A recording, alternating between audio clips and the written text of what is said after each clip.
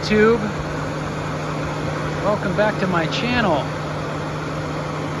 And you hear that? The fan is continuing to run with the engine off. So this is a 2015 GMC Sierra 4x4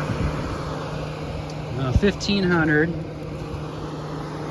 V8 5.3 liter, I believe it is. And so now doing a little troubleshooting, and it seems that it's the thermostat and the temperature gauge is bad. So I'm gonna change that out, and hopefully that fixes the problem. So without further ado, here we go. Okay, y'all, let me catch up on where I'm at. So I disconnected this hose from here and disconnected this hose from here, and I loosened up this clamp. As you can see, this thing will slide off, as you can see there. Holding the camera and doing this at the same time. So now I can just move this out of the way,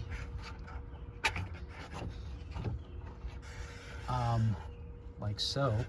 Now that should work, I would think. Yeah, there we go. So I just bend it up got it out of the way. Now I have room to work. And then here's our thermostat and our temperature gauge.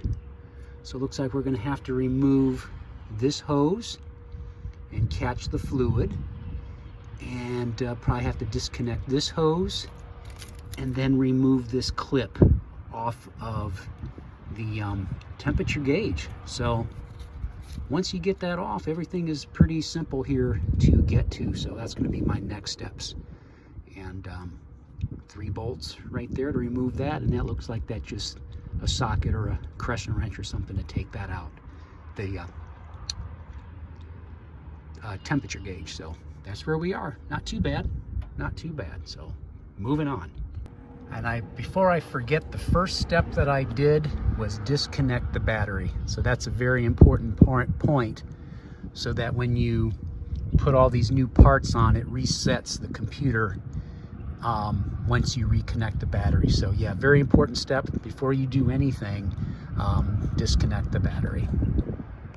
All right, just getting you caught up. You can see I disconnected the hose, both hoses, off the thermostat, and I drained the water in a double bag. I guess you could use a bucket, whatever you got, but I caught it all in this plastic baggie here. So it makes a little bit of a mess, not too bad. So make sure you have some extra antifreeze, which I got a gallon of it, to refill for the loss. But get you caught up.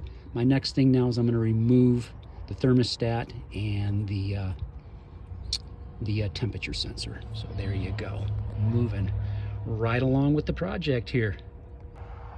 Okay, there I've got the thermostat off, and I loosened up the temperature gauge. As you can see, there it is. That's the old one. There's the old thermostat. And just make note that you're going to have to remove the old gasket that's stuck on it. So that's got to come off. So that part there, that thermostat's about 65, 68 bucks for that, and about $18, $19 for the thermostat. And then for like a gallon of antifreeze, I'm out 105 bucks from the local auto parts store. So let me just show you what I got. Here's the replacement Duralast. It was one of the cheaper ones. So here's the new one. Cool. Just like the old one. Set that puppy right there.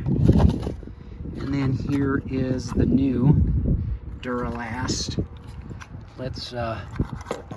And there's the new thermostat. So check that out. So there you go, folks.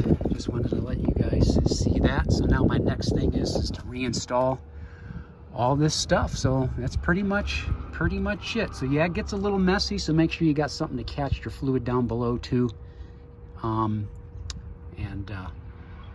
because it does make a little bit of a mess. So all right, continuing on. All right, getting caught up here. So the temperature sensor has been installed. Fairly simple, just twist it in, and I just tightened it up with a crescent wrench before putting in the thermostat, and then snap the electrical connector back on.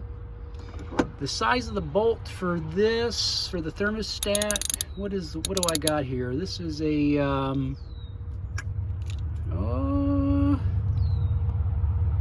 what size is that?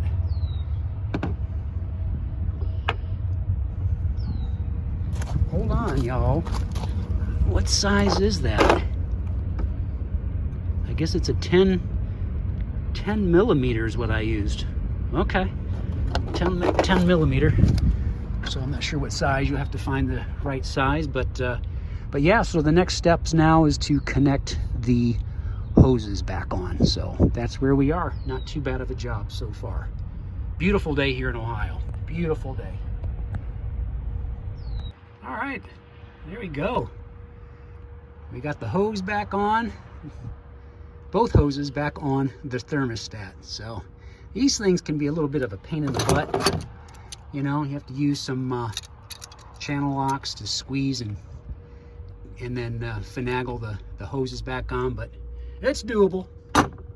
It's on there. It's on there. So now let's get the what do you call it? The intake. Let's get that back installed. So we got these two hoses to connect to it. This will go back over here, clamp it back on, and we'll crank it up and test it and make sure that the fan's not going full bore like it was before. Okay, we got the intake back on. We got these two hoses connected, and with mine being a V8 5.3 liter, I have the two hoses. My understanding, some vehicles only have one of these. And then this is on the clamp.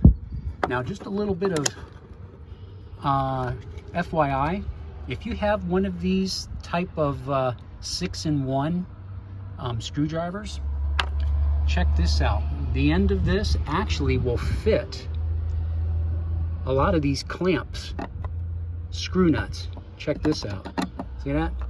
Fits right on it. So just a little bit of FYI, if you have one of these types of screwdrivers, you can pull out the Phillips or the flathead, and it'll fit right on your clamp, so you can tighten it up and get more torque on it. So all right, so now you can see we're a little low on the fluid here, so that's okay. And let me go back around here. And I've got me some coolant right here. Just your basic antifreeze coolant, 50-50, ready to use. Mixes with any color antifreeze. And I should be good with that. Oh, you don't want to leave a tool. That's one thing about maintenance, making sure you got accountability of your tools, and trying to use one hand and a camera at the same time. But yeah, we'll go ahead and top this puppy off here with this, and do a tool check and crank it up. Make sure we got accountability of everything and go from there. So, all right.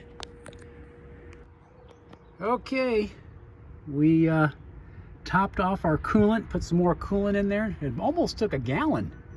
It almost took that whole jug, a whole gallon jug of coolant to replenish that. And then I reconnected the battery.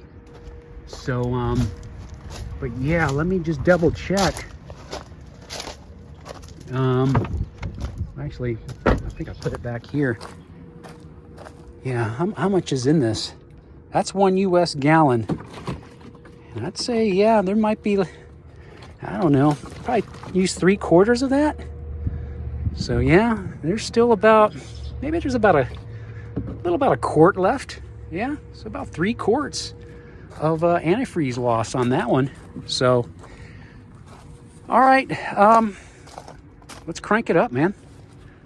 Let's crank this puppy up and test it.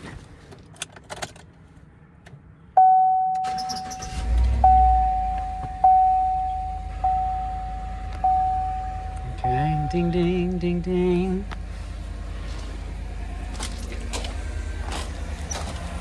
All right, we're cranked. We're running. Yeah, we're smoking a little bit, probably burning off some of that antifreeze that's on there cooking. But make sure that we're not leaking at the thermostat there and the hoses. So as far as I can tell, I don't see anything leaking. Antifreeze is mixing with the other old stuff, which is kind of red, so now it's all mixing together there. All right, I like it. I don't hear no fan revving. I don't hear no fan revving, so let's turn it off. And if that fan is not going 180 miles an hour, all right. There you go. That fixed it. That fixed it. So no fan is constantly running. So there you go, folks. If you have a 2000, I think that runs 13s all the way up. I forget what the years are. You can look it up on yourself too. There's other YouTube videos on it.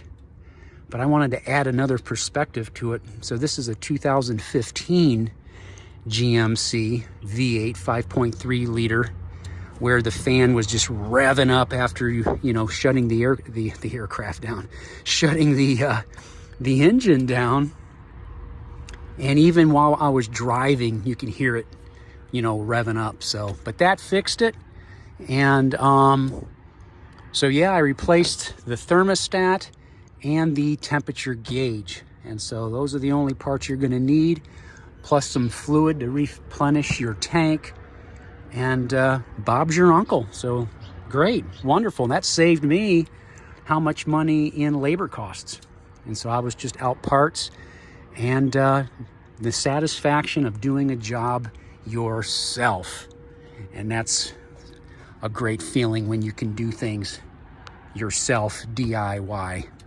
project. So there you go. Thanks for joining. Thanks for watching. For those that needed it, just adding to the YouTube world out there, adding my 2 cents and contributing to the DIY world. I guess I'm getting a little hungry. I need to eat something. I didn't even eat lunch, and it's almost 4 o'clock, so good deal. Anyway, thanks for watching, and be safe out there always, and what you're doing. So take care. See you guys on the next one.